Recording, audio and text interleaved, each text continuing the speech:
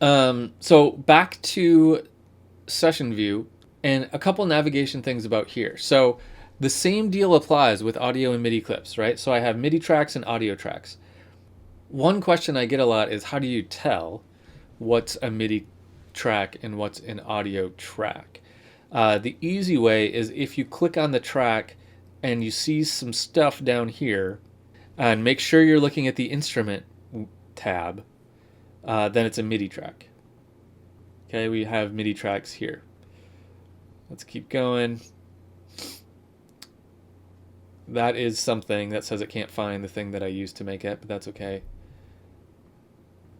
Let's get to an audio track.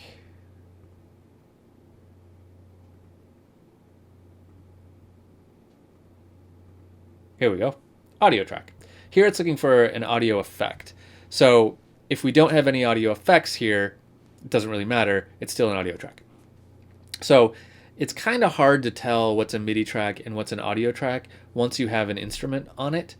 But we'll talk more about that soon. So if you have a MIDI track, like here's my piano track. Let's solo it. I can make a new MIDI clip by just double clicking in the box, in the clip slot, and then I can make new notes just by double clicking on them in their spot.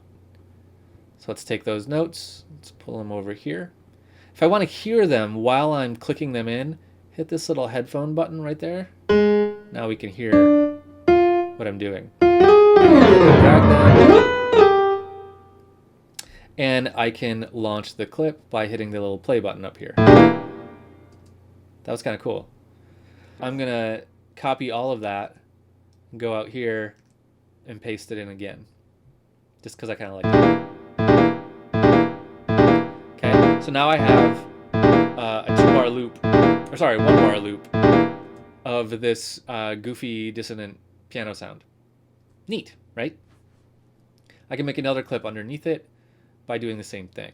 Now, if I want to make this clip longer, I can't just drag the corner, right? The way I did with the other one. What I have to do to make this clip longer is go down here, loop length, change this, move this up. So now let's make it a 4-bar loop now. So now it's a 4-bar loop. And now we're going to be waiting for it to cycle around again. And now we have it. Okay, I can move clips around quite easily. I can copy and paste. I can move clips between MIDI tracks. Same thing applies. If I put it on an audio track, it's going to try to convert it. Or the other way around, I should say. If I put an audio track on a MIDI clip, it's going to try to convert it. I can delete a clip just by clicking on it and hitting the delete key. I can do the option click and drag thing to duplicate a clip. And because this clip is looking a little bare, let's give it a name. So Command R, rename it. Let's call it Piano Dissonance. I spelled that wrong? That's okay. This is not a spelling class. Okay, and I can reduplicate this just so that it all has the name. One important thing is I've duplicated these, but I could set them to be different lengths because they're totally separate clips. So I could say this one is only a 2-bar clip and this one is a 1-bar clip. So now when I scroll between these, which I can do with the arrow keys, you can see that they're totally separate, and I can do different things with them, right? So let's take this and let's put this clip some other places. Let's turn off, but let's stop everything. Over here, we have the stop everything button. So we can stop all the clips playing in a specific track by the stop button underneath it, or the stop button right underneath whatever clip is playing. That'll stop everything in that track. But if everything's just going haywire and you just want to stop everything, you hit this one over here. It just shoots a stop command to all of them. So let's just see what happens when I do this. I'm just curious.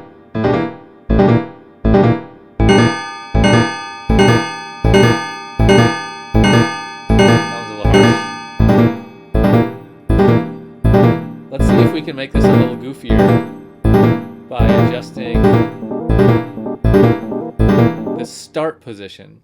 This little flag is the start position of the loop.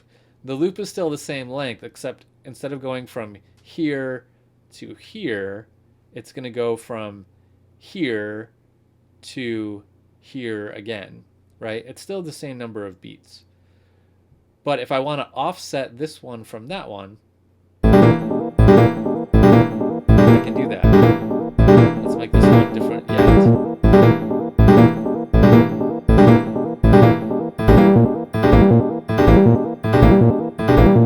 Let's make this one here.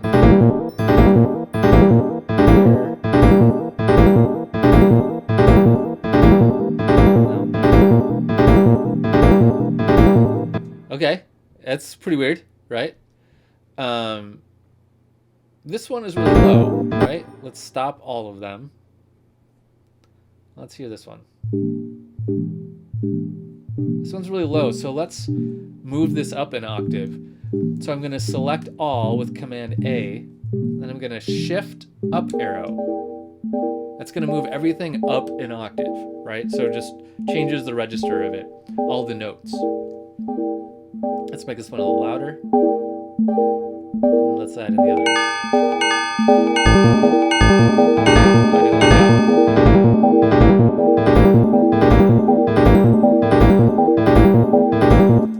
Neat.